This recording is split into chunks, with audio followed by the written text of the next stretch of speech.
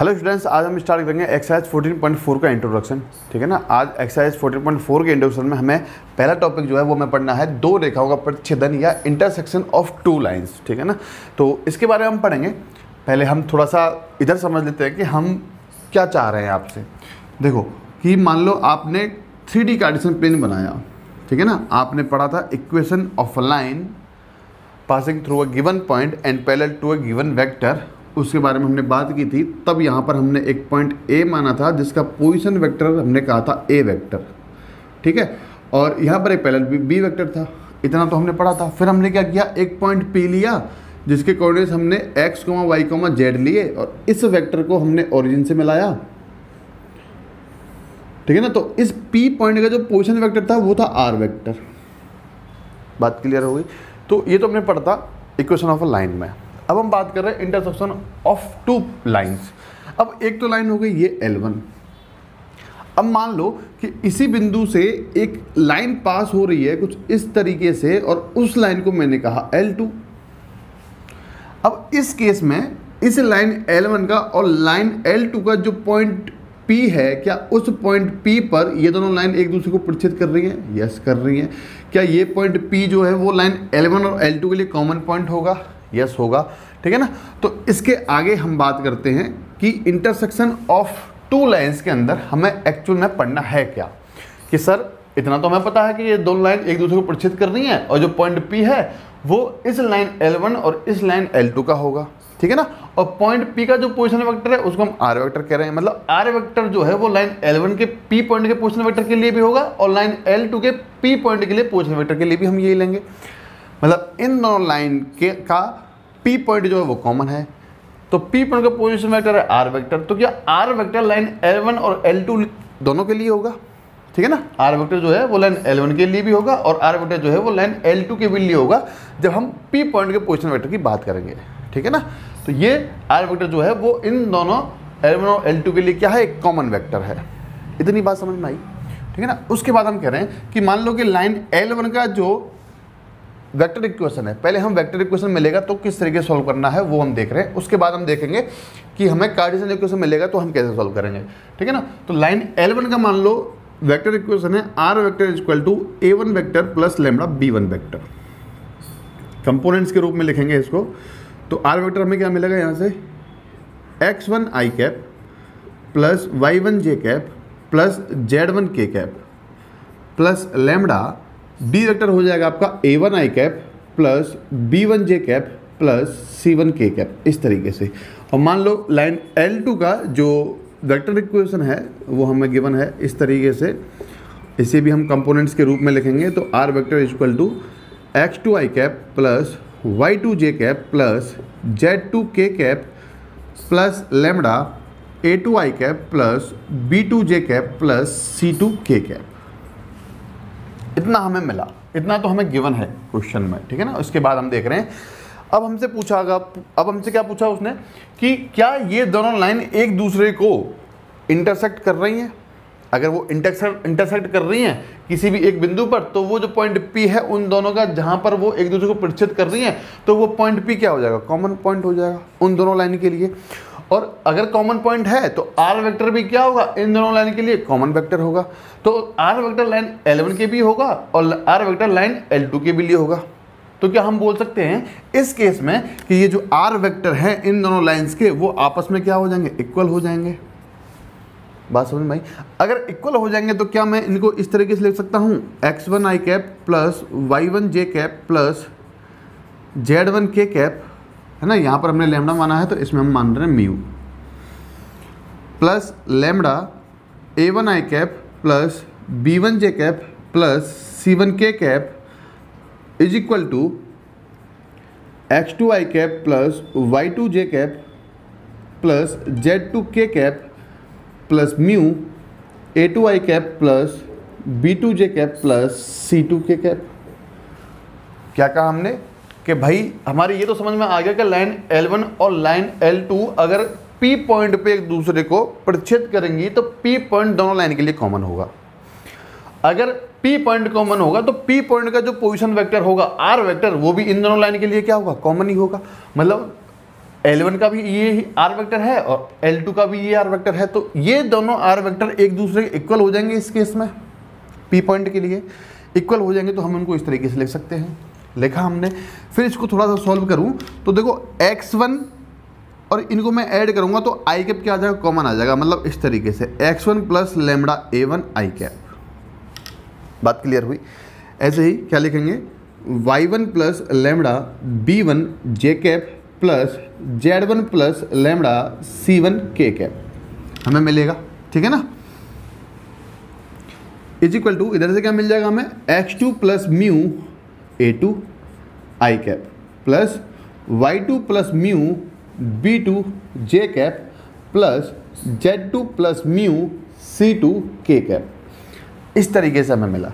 अब देखो ध्यान से, क्या ये एक वेक्टर है, आई कैप का कंपोनेंट, जे कैप का कंपोनेंट, के कैप का कंपोनेंट, तो ये हमें एक वेक्टर मिला। क्या इधर भी हमें ये एक वेक्टर मिला? यस, ये दोनों वेक्टर हैं। अगर ये दोनों वेक्टर आपस में इक्वल हैं तो इनके जो कंपोनेंट्स होंगे आई कैप, जे कैप, के कैप वाले, वो भी आपस में क्या होंगे, इक्वल होंगे। तो क्या मैं बोल सकता हूँ कि x1 plus lambda a1 equal होगा x2 प्लस म्यू a2 के। ये वाला जो कंपोनेंट है आई कैप का, वो इस आई कैप के कंपोनेंट क्या होगा, इक्वल होगा। इस तरीके से लिखा हमने। अब हमें ये भी इक्वल करने हैं तो इनको भी लिख लेते हैं। क्या मिलेगा, y1 plus lambda b1 is equal to y2 plus mu b2। Similarly हम बोल सकते हैं z1 plus lambda c1 is equal to z2 plus mu c2, है ना। ये भी आपस में क्या होंगे, इक्वल होंगे। तो यहाँ से हमें equation number first, equation number second and equation number third मिला, ठीक है ना। तो क्वेश्चन में आपसे पूछेगा कि क्या ये दोनों रेखाएं जो हमें गिवन हैं ये एक दूसरे को इंटरसेक्ट कर रही हैं या प्रतिच्छेद कर रही हैं एक दूसरे को, ये हमसे पूछा उसने। तो उसके लिए हमें ये प्रोसेस करना है क्वेश्चन में, ठीक है ना। क्वेश्चन भी करेंगे, समझेंगे उसको ध्यान से।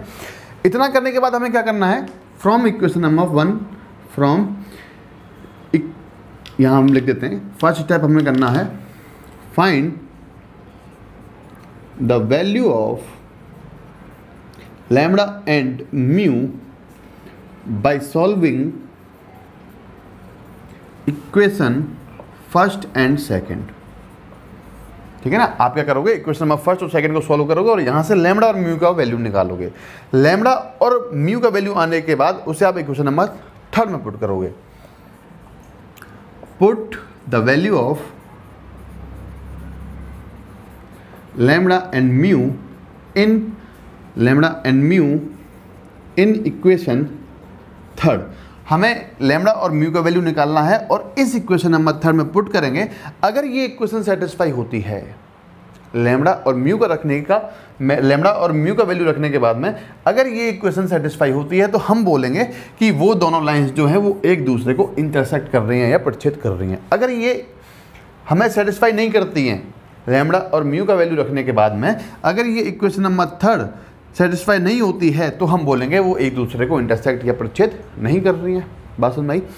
आप इक्वेशन नंबर फर्स्ट और सेकंड को सॉल्व करने के बाद में लैम्बडा म्यू का वैल्यू निकालो, या फिर आप इनमें से कोई भी दो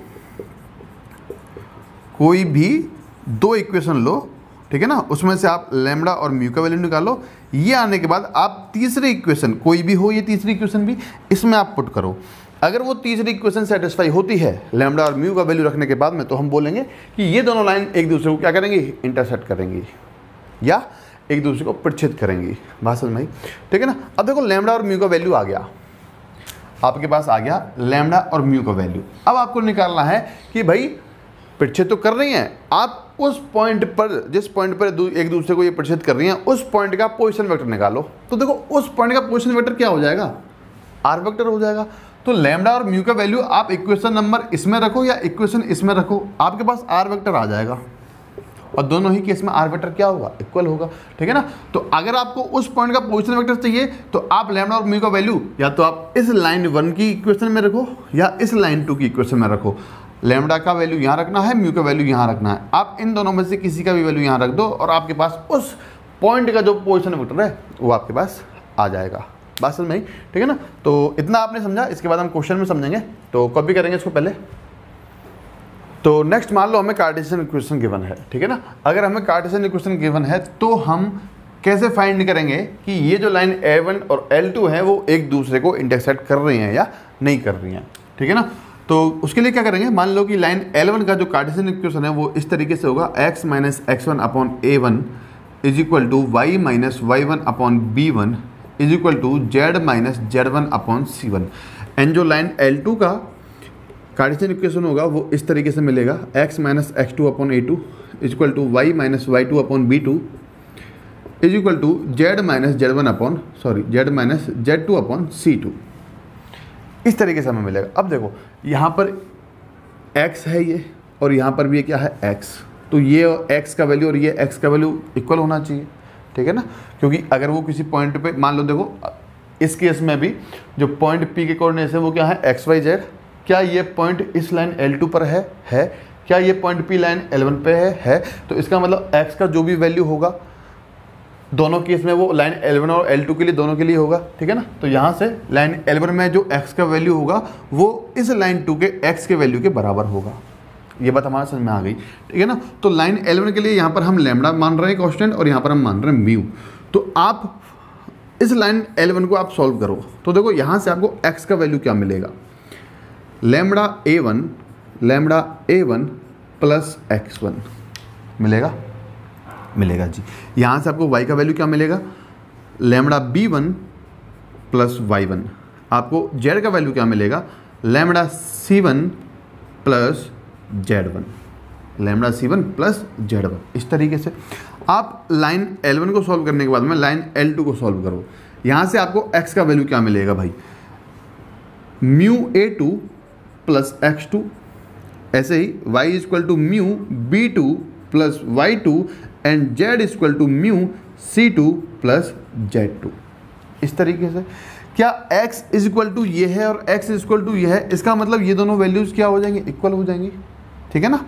तो क्या लिखेंगे, equation number first, equation number second, equation number third, ये हो जाएगा आपकी फोर्थ, फिफ्थ एंड सिक्स्थ, ठीक है ना।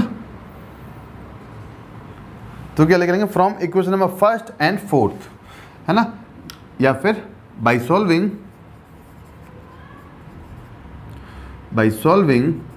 अब इक्वेशंस हमें क्या मिलेगा भाई, lambda a1 plus x1 is equal to mu a2 plus x2।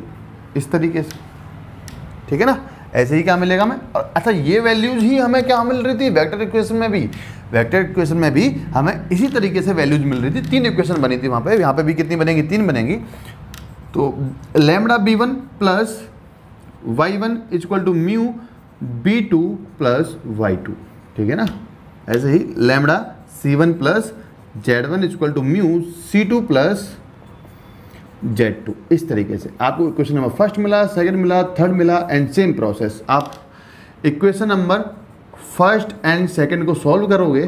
कोई सी भी इक्वेशन नंबर कोई भी 2 इक्वेशन आपको सॉल्व करनी है, वहाँ से आपको लैम्बडा एंड म्यू का जो वैल्यू है वो फाइंड करना होगा, और उस वैल्यू को आप लैम्बडा और म्यू की वैल्यू को आप इक्वेशन नंबर 3 में क्या करोगे, पुट करोगे। अगर इक्वेशन नंबर 3 इन वैल्यूज़ को रखने के बाद में सेटिस्फाई होती है तो हम बोलेंगे कि वो क्या होंगे, एक दूसरे के इंटरसेक्शन करेंगे, मतलब वो दोनों लाइन जो हैं वो एक दूसरे को क्या करेंगी, इंटरसेक्ट करेंगी। अगर वो तीसरी इक्वेशन क्या होती है, सेटिस्फाई होती है तो, अगर नहीं होती है तो क्या बोलेंगे, इंटरसेक्ट नहीं कर रही है। बात समझ में आई, ठीक है ना। दूसरी बात कि सर पोजीशन वेक्टर निकालना होगा, तो पोजीशन वेक्टर के लिए आप क्या करो कि यहाँ पर x का वैल्यू निकाल लो, है ना, लैम्बडा का वैल्यू पुट करो, x का वैल्यू आ जाएगा, y का वैल्यू आ जाएगा, z का वैल्यू आ जाएगा। मतलब आपके पास वो कोऑर्डिनेट आ जाएगा, क्या आ जाएगा, वो कोऑर्डिनेट आ जाएगा x y z के है क्या, x का वैल्यू आ जाएगा, y का वैल्यू आ जाएगा और z का वैल्यू आ जाएगा। ये आने के बाद में आप क्या करोगे कि भाई पॉइंट आ गया आपके पास P, x, y, z, इनके वैल्यूज आपके पास हैं, तो आप इस पॉइंट P का जो पोजीशन वेक्टर r वेक्टर होगा उससे आप आसानी से लिख सकते हो। किसी भी पॉइंट का पोजीशन वेक्टर तो हम लिख सकते हैं ना, तो वो पॉइंट आ जाएगा हमारे पास यहाँ से। आप चाहे यहाँ से निकालो वो लैम्बडा का वैल्यू रखने के बाद में, आप चाहे यहाँ से निकालो म्यू का वैल्यू रखने के बाद में। बात क्लियर हुई। तो इस तरीके से हमें इंटरसेक्शन ऑफ 2 लाइंस के जो भी क्वेश्चंस मिलेंगे, वेक्टर इक्वेशन या कार्टेशियन इक्वेशन, हमें इस तरीके से सॉल्व करना है, ठीक है ना। तो कॉपी करेंगे इसको। तो नेक्स्ट इस टॉपिक पे बेस्ड 1-2 क्वेश्चंस हैं, उन्हें हम समझ लेते हैं, ठीक है ना। तो ध्यान से समझेंगे, ठीक है ना। आप बहुत इंपॉर्टेंट, बहुत इंटरेस्टिंग टॉपिक है ये, तो एग्जाम्पल हमने 13 लिया है, so that the lines these and this intersect, है ना। उसने पूछा कि दर्शाइए कि ये दोनों रेखाएं जो हैं वो एक दूसरे को परिच्छेद कर रही हैं। दूसरी बात उसने पूछी, find their point of intersection, और जो इनका परिच्छेदन बिंदु है वो भी ज्ञात कीजिए, ठीक है ना। तो इस क्वेश्चन को करने के लिए सॉल्यूशन में सबसे पहले बोल लेते हैं कि लेट जो L1 है वो आपकी हो जाएगी x - 4/1 is equal to y + 3/-4 is equal to z + 1/7 is equal to lambda. हमने इसको माना, ठीक है ना, कि ये इक्वल में क्या है, लैम्बडा है। एंड लाइन जो L2 है, ठीक है ना, थोड़ा नीचे लिख लेते हैं क्योंकि इसकी वैल्यू निकालेंगे। और जो लाइन L2 है वो हमें क्या मिलेगी, x - 1/2 is equal to y + 1/-3 is equal to z + 10/8 is equal to mu, इसको हमने माना, ठीक है ना। तो यहाँ से आप क्या करोगे, x का वैल्यू निकालोगे, यहाँ से भी आपको x का ही वैल्यू निकालना है। x का वैल्यू क्या मिलेगा, 1 × लैम्बडा + 4, क्या मिलेगा हमें, लैम्बडा + 4। y का वैल्यू क्या मिल जाएगा, y का वैल्यू मिलेगा -4 लैम्बडा + 3। बात समझ में आ रही है, -4 लैम्बडा -3 मिलेगा, इधर जाएगा तो नेगेटिव -3 एंड कॉमा आपको z इक्वल टू क्या मिलेगा, 7 लैम्बडा -1, 7 लैम्बडा -1, इस तरीके से, ठीक है ना।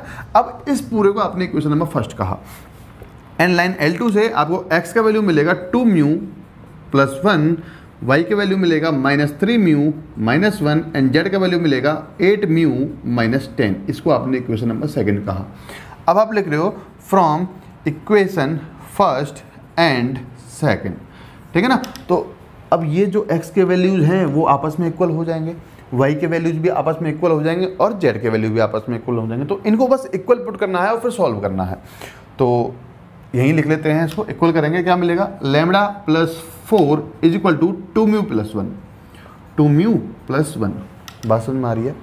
फिर y वैल्यू इक्वल करने हैं, तो -4 lambda -3 is equal to -3 mu -1, z वाले वैल्यूज इक्वल करो, 7 lambda -1 is equal to 8 mu -10, इस तरीके से, ठीक है ना। एक बार देखते हैं कैमरे में, हाँ ये सारा, ठीक है ना। तो क्या करेंगे, equation number third, equation number fourth, equation number fifth. बात क्लियर हुई, ठीक है ना।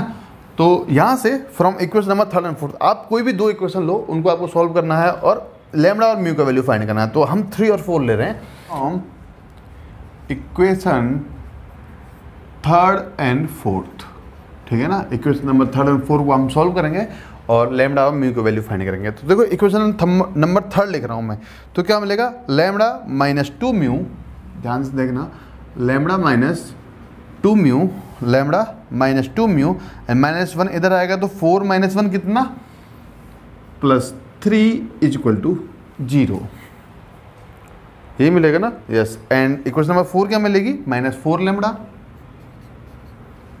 और इधर आ जाएगा तो +3 म्यू, ठीक है, और ये आ जाएगा आपका +1 यानी -2 इज इक्वल टू 0, इस तरीके से। तो इन दोनों क्वेश्चन को सॉल्व करने के लिए मैं यहाँ 4 से मल्टीप्लाई कर रहा हूँ, तो फाइनली मुझे क्या मिल जाएगा, ये 4 lambda -8 mu +12 is equal to 0 and -4 lambda +3 mu -2 is equal to 0, है ना। बाई एडिंग करने पर हमें ये दोनों कैंसिल हो जाएंगे और यहाँ से मिल जाएगा -5 mu and +10 is equal to 0। तो इसे सॉल्व करूँगा तो मुझे क्या मिल जाएगा, mu is equal to 10/5 it means 2। तो म्यू का जो वैल्यू है वो कितना है, हमारे पास 2 आया।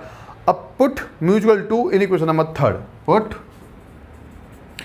Mu equal to in equation third, तो हमारे पास जो लैम्बडा का वैल्यू है वो आ जाएगा। तो इसमें क्या मिलेगा, हमें लैम्बडा +4 इक्वल टू म्यू का वैल्यू है 2 यानी ये हो जाएगा 4 + 1, ठीक है ना। म्यू का वैल्यू कितना का 2, तो 4 + 1 एंड 4 से 4 कैंसिल आउट, तो लैम्बडा इक्वल टू हमें यहाँ मिल गया 1।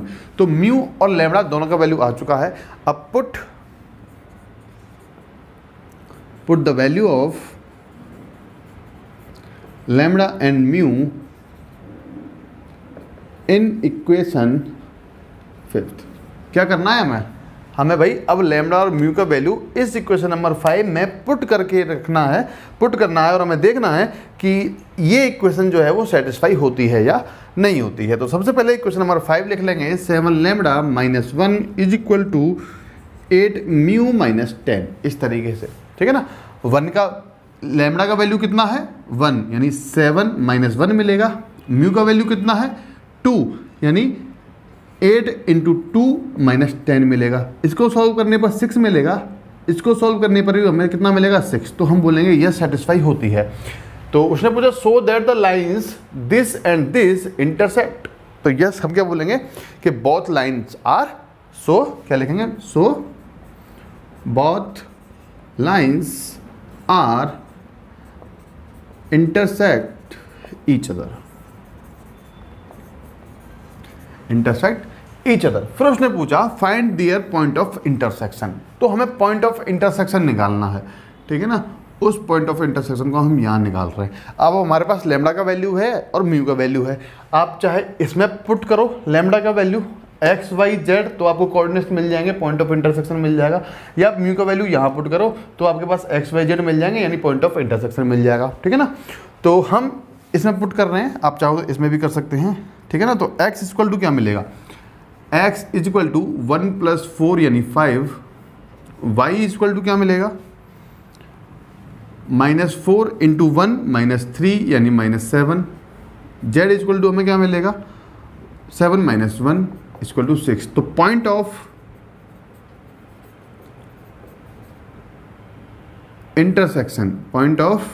इंटरसेक्शन अगर हम लिखें तो वो क्या हो जाएगा 5, -7, 6। बात क्लियर हुई, ठीक है ना। तो इस तरीके से आपको जब हमें कार्टेशियन इक्वेशन गिवन हो तो इस तरीके से हमें क्वेश्चन को सॉल्व करना है। बहुत ही सिंपल है, आपको ज़्यादा दिमाग नहीं लगाना है, जैसा मैं कह रहा हूँ वैसा ही करना है, वही स्टेप करना है, ठीक है ना।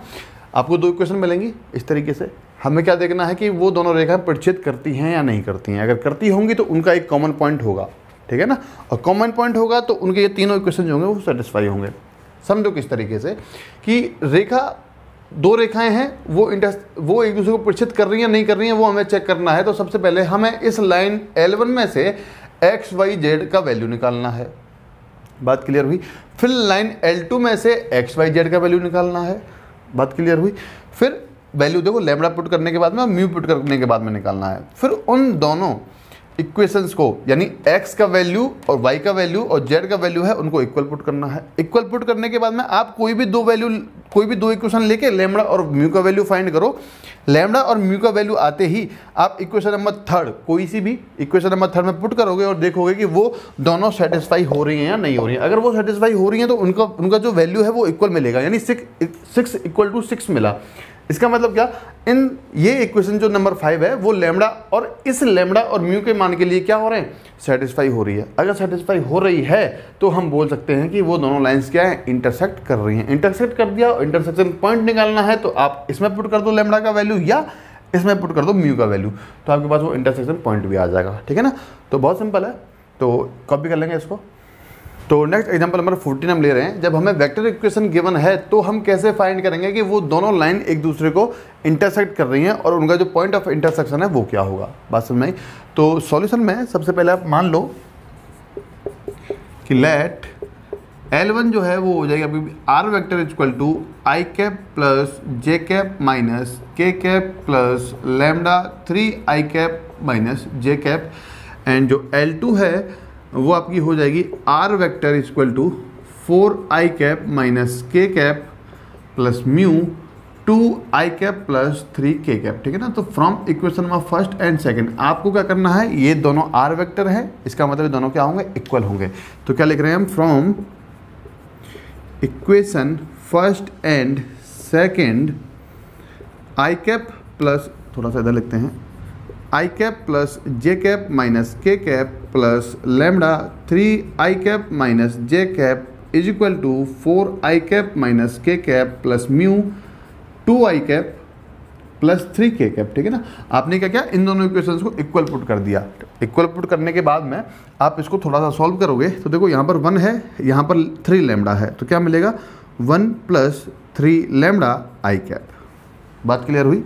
ऐसे ही क्या मिलेगा, प्लस यहाँ मिलेगा आपको 1 यहाँ जे कैप का कंपोनेंट है -1 यानी 1 माइनस लेमडा इंटू जे कैप। बात क्लियर हुई। यहाँ पर आपको मिलेगा -1, ठीक है ना, और लेमडा इंटू के कैप का कंपोनेंट इधर 0 है तो लेमडा इंटू 0 0 हो जाएगा, तो सिर्फ आपको मिल जाएगा -1 इस तरीके से, इज इक्वल टू -1 यानी माइनस के कैप, ठीक है ना, माइनस के कैप मिलेगा, ओनली दिस थिंग। इधर आपको क्या मिल जाएगा 4 + 2 म्यू आई कैप, 4 + 2 म्यू आई कैप। जे कैप का कंपोनेंट इधर 0 है तो प्लस क्या मिलेगा, सिर्फ सॉरी जे कैप का दोनों में ही 0 है तो जे कैप मिलेगा ही नहीं। के कैप का क्या मिल जाएगा -1 + 3 म्यू के कैप, इस तरीके से। बात समझ में आई? इसका मतलब इधर एक वेक्टर है और इधर एक वेक्टर है, तो उनके जो आई कैप जे कैप कंपोनेंट्स हैं वो भी क्या होंगे, एक दूसरे के इक्वल होंगे। तो क्या मैं यहाँ बोल सकता हूँ कि 1 + 3 लेमडा, या लिख दो यहाँ पर ऑन कंपेयरिंग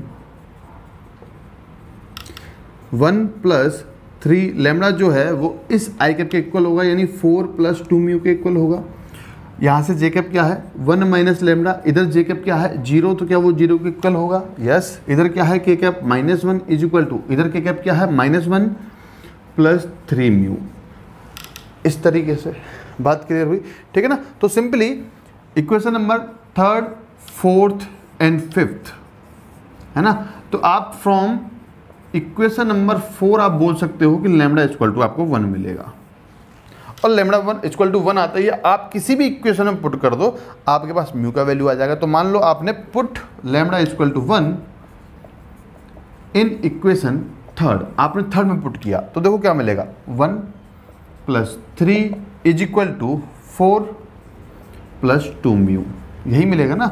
और यहाँ से ये हो जाएगा 4, यानी 4 × 4 कैंसिल आउट, इधर इतना कितना मिल गया, इधर 0, तो म्यू इक्वल टू सिंपली क्या मिल गया आपको 0। और यहाँ से आप देखो, ठीक है ना, यहाँ से तो आपको यहाँ से भी जो म्यू है वो कितना मिल जाएगा आपको, 1 से 1 कैंसिल आउट, तो म्यू इक्वल टू 0, ठीक है ना। आप कैसे भी निकाल सकते हो। तो लेमडा और म्यू का वैल्यू आ गया, ठीक है ना। तो आप इसमें से किसी भी इक्वेशन में आपने तो इस इक्वेशन और इक्वेशन की हेल्प से लेमडा और म्यू का वैल्यू निकाला, ठीक है ना। तो आप इक्वेशन नंबर 5th में आप पुट कर दो, है ना। तो put lambda, put the value of lambda and mu in equation 5th, ठीक है ना। तो लेमडा का तो वैल्यू है नहीं, इक्वल टू -1 + 3 × 0 हो जाएगा। म्यू का वैल्यू कितना है 0, यानी आपको मिल गया -1 इक्वल टू -1। बात क्लियर हुई। इसका मतलब क्या है, जो लेमडा और म्यू के वैल्यू हमारे आए हैं वो इन तीनों इक्वेशंस को क्या कर रहे हैं, सेटिस्फाई कर रहे हैं। तो हम बोल सकते हैं कि so given lines are intersect each other, ठीक है ना, वो दोनों लाइंस क्या है इंटरसेक्ट कर रही हैं, और हम क्या निकाल रहे हैं, point of intersection, point of intersection. उसने कहा ना prove that the lines this and this intersect, तो हमने प्रूफ कर दिया भाई, ठीक है ना, कि किस तरीके से हमने इनको निकाला है। ये दोनों आर वेक्टर को इक्वल किया, उनको थोड़ा सा सॉल्व किया तो हमें ये मिला, इसको हमने कंपेयर कर किया तो हमें आई कैप जे कैप के कैप के कंपोनेंट्स जो हैं वो क्या मिले, इक्वल मिले।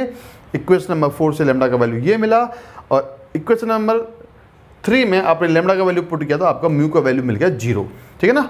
फिर ये लेमडा और म्यू हमने इक्वेशन नंबर 5 में पुट किए, और वो इक्वेशन क्या हो रही है, सेटिस्फाई हो रही है तो वो दोनों लाइन इंटरसेक्ट करेंगी। नहीं हो रही है, अगर सेटिस्फाई नहीं होती है इक्वेशन तो वो इंटरसेक्ट नहीं करेंगी। बात क्लियर हुई। So given lines are intersect each other. अब निकाल रहे हैं point of intersection. Point of intersection निकालने के लिए आप लेमडा का वैल्यू या म्यू का वैल्यू इन दोनों इक्वेशन में से किसी भी इक्वेशन में पुट कर दो। अब देखो लेमडा का वैल्यू क्या है 0, तो मैं इक्वेशन नंबर 2 में पुट कर रहा हूं, put mu equal to 0 in equation 2। तो हमें क्या मिल जाएगा, r vector equal to 4i cap minus के कैप, ओनली इतना मिलेगा, ठीक है ना। अच्छा ये आर वेक्टर क्या है, उस इंटरसेक्शन पॉइंट का पोजीशन वेक्टर है। अगर हमें वो पॉइंट लिखना है सिंपली तो हम बोल देंगे पॉइंट ऑफ इंटरसेक्शन हमें क्या मिल जाएगा यहाँ से 4, 0, -1, ठीक है ना। आई कैप का कंपोनेंट, जे कैप का कंपोनेंट एंड के कैप का जो भी कंपोनेंट होगा। बात क्लियर हो गई। तो पॉइंट ऑफ इंटरसेक्शन हमारे पास आएगा 4, 0, -1, ठीक है ना। तो इस तरीके से हमें इंटरसेक्शन ऑफ टू लाइंस वाली जितनी भी प्रॉब्लम्स हैं वो इस तरीके से हमें सॉल्व करनी है। हमें वेक्टर इक्वेशन मिलेगा तो हम इस तरीके से सॉल्व करेंगे, एंड हम अगर कार्टेशियन इक्वेशन मिलेगा तो हम जो लास्ट हमने किया था एग्जांपल उसके तरह से करेंगे, ठीक है ना। तो इसमें ज़्यादा क्वेश्चंस नहीं है, 1-2 क्वेश्चंस हैं, उनको आप सॉल्व कर लोगे। 2 क्वेश्चन तो हमने करा दिए हैं। इसके बाद हम पढ़ेंगे नेक्स्ट लेक्चर में। तब तक के लिए थैंक यू।